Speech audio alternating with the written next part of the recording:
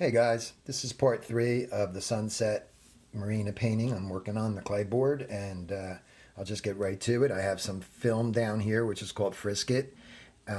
Most of the edges were very just hard, out of focus edges, freehand, as the part 2 showed. So I'm just going to do some of this right now just to show you. I'm not going to do a lot of the ones with the frisket on it because of the angle I'm working on. I don't like working downward, but it's very detailed, so I do not want to spend too much time working on something that I'm going to make a mistake on, because I can't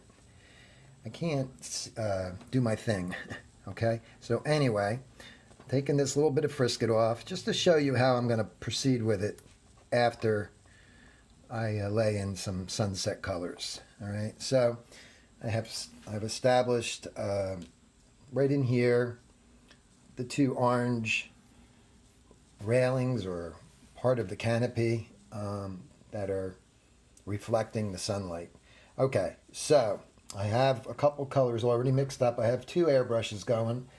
This one is my high performance. It's called the HPSB Plus by Wada. Really great airbrush. Okay, so I'm going to just come in here. This will be easier for me to do it like this. So let's take this away and put that up there so I can just not have that blow around on me. We'll put some paint bottles on there. My mixture is white, yellow, transparent yellow, opaque white, and a speckle of violet, which is the opposite. Graze it down a little bit, and I matched it to the actual picture to get that look. Now the opaque paint is very, let's get some on here first. It's a covering color. It will cover my areas if I'm not careful. So I'm just gonna put in the yellow where I see it. The orange is gonna go on top. That'll be the second color. I work from the light to the dark. It's real strong right in here. Okay. This area here is actually going to be erased out. It's going to be a nice highlight. Let me show you. And actually, let's see. Let's bring it over here. Okay, so you can see right in here, it's got a lighter area, and then it's tinted with some yellow. This one, the white is bursting through, so that'll be treated a little differently. Spray down here, spray up in there. And then the white, I'm going to try to use the white of the board, but if not, I'll be adding the white opaque paint to it. Let me see if I can get this to stay right off camera partially. I have a lot of little paint bottles in the way here. And all right, so as I continue, again, I have two colors ready to go. As you saw me spraying a little bit of that. Sorry for the arm reaching through. Okay, we've got a line here. That's the canopy. That's actually the clear, to protect them when they're out there fishing. This is probably a sports fishing boat. So this is all plastic, or whatever it's made of. And I used to letter a lot of boats when I had my sign business. So it was really nice to go down to the marina to even see the sunset and know that you just finished lettering a boat. You made some, you made your money for the day, and you had a nice time at the marina, being outside and doing your thing. Okay, so I'm going to look at this very carefully, and I'm just going to put wrong color. I grabbed the orange. Okay, that is going to be, actually that would probably work, but I'm going to lay the yellow in first, just a hint of it, because when the sunset, when I take this off, you'll see, when the sunset on the outside edge, which is darker, when I peel this up, you'll see that having a little yellow under this is in the picture, especially at the top. It's a nice highlight up there, as you can see. Very strong highlight. Also, I'll just tint this a little bit.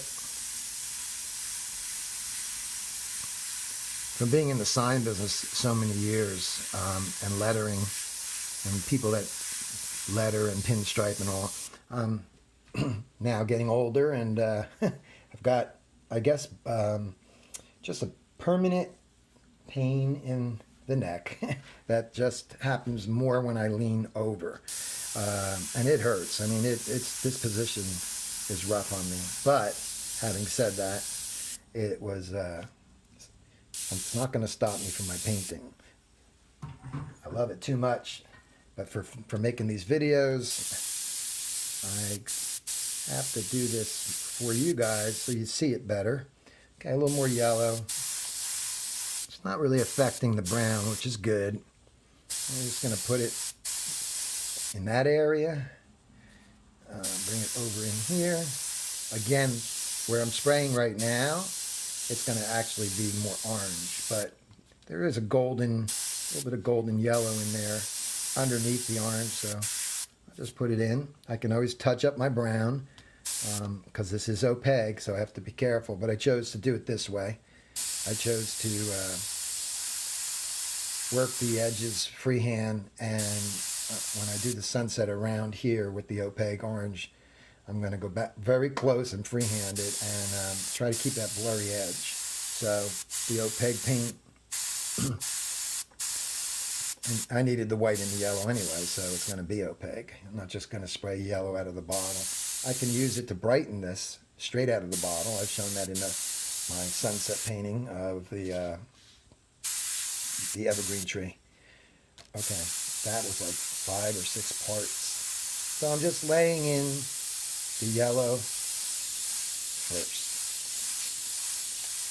Okay. It's going to be very dramatic once the darker orange sky is around it. Right now, that's what's making this look so fantastic.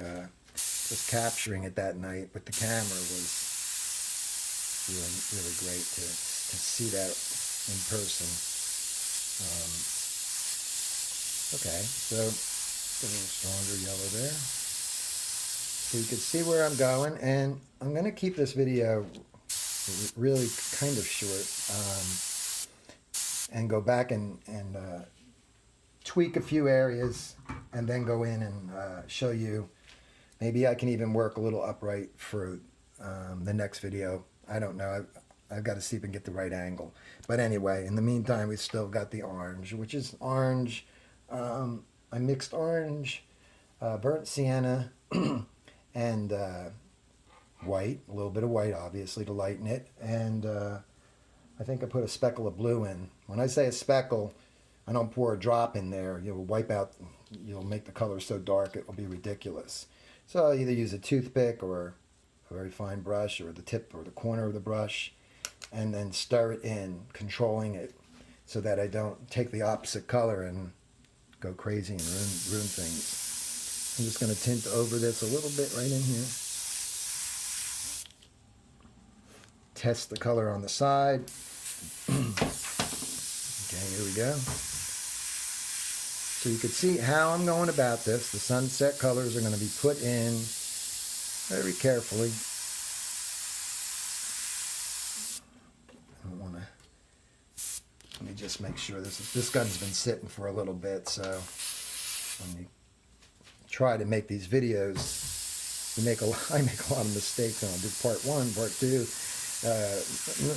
Not part 1 and part 2, but actually trying, and then it's up 6 seconds in, 20 seconds in, I'm like canceling the video because I'm messing up. It's fun. I feel like I'm Hollywood production here, but it's all just to show you guys how I go about it. Oh, that's great.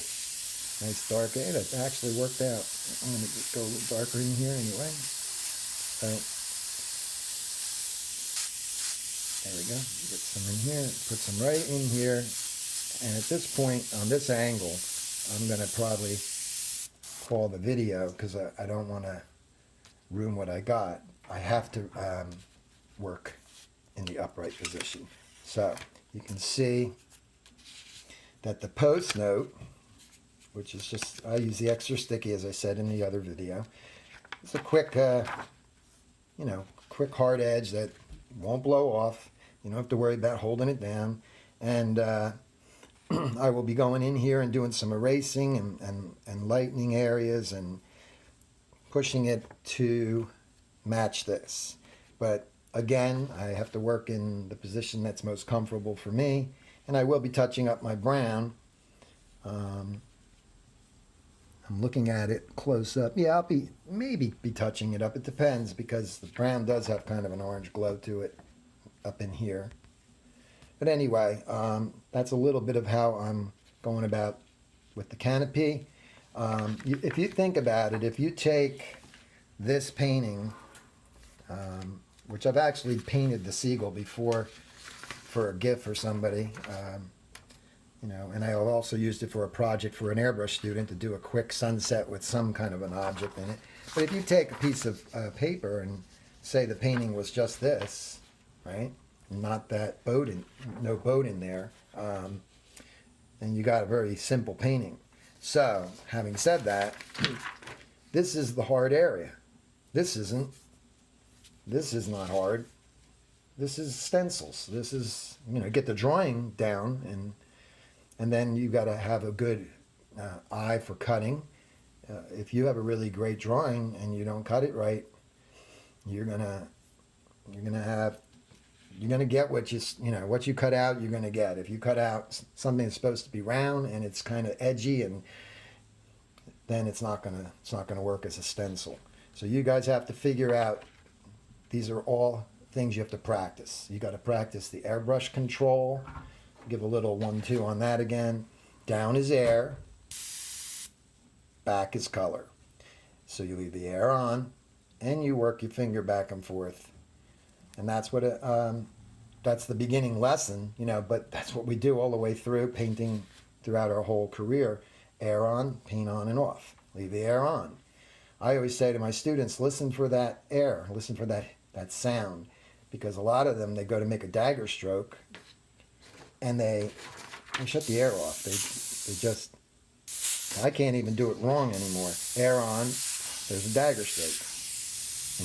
Notice the air is still on.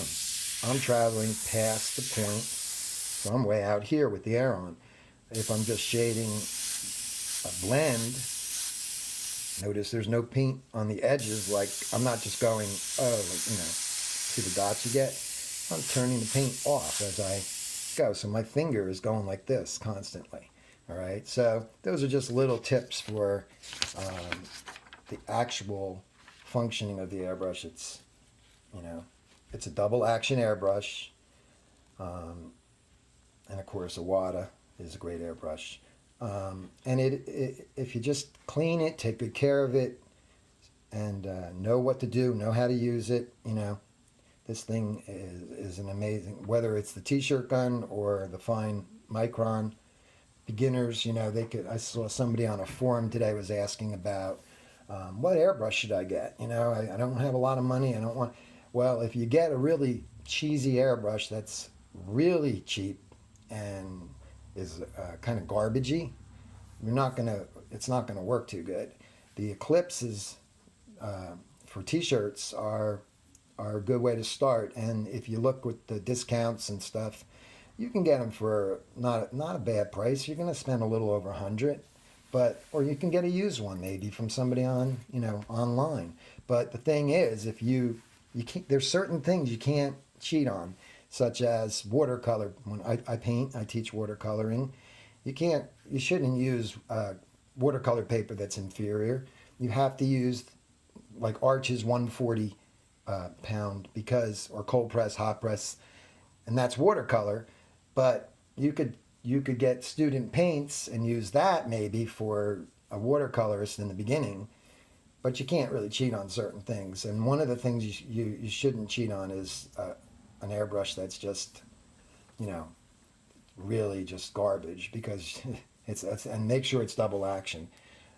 Anyway, so there's my part 3, and I am going to turn this desk. This desk is going to come up on an angle now. Whoops.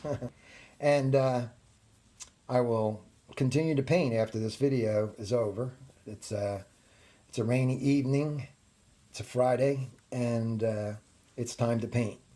And I'll enjoy that part more because I'll be more comfortable in my seat. But anyway, here we go. On to part 4, which once I get the all the tweaking done in here, like I said, this part of the painting, that's nothing. I'll protect the bird with film. I'll mix up my couple of colors that will be opaques. I'll protect this, or I got to see how I got to protect certain areas. And then you're just going to paint the sky and the painting will be done. And then I've got to put the blurry trees on top of the sky as I bring the sky in. All right, guys. I hope you, again, get a lot out of this, and I'm going to call it on this, and I hope you have a good night. And don't forget to practice a lot. For the beginners, don't forget to practice a lot of the basic strokes. If you don't, if I have a new airbrush student, they don't own a gun, they don't own an airbrush yet, they come in and they use my airbrushes, and next week they come in on, say, Thursday, and they work for 2 hours. And everybody wants to do paintings, but I got to pull them aside to the paper towels and tell them to do some drills because they're weak on their dagger strokes, their feather strokes, and it's frustrating for them. But they don't own an airbrush yet. Once the student gets the airbrush, then it's the improvement is just really quick because they practice for hours at home. The drills, that's the main thing. Practice your control. And then the airbrush will just be it'll be just like using a pencil or a paintbrush, a conventional brush. It'll be that easy. Your brain will just go, hey, this is how I do. Like I said, it's hard for me to demonstrate it wrong because it's just something you just will do naturally. Okay, so again, thanks for checking these out, and I'll see you on the next video. Take care.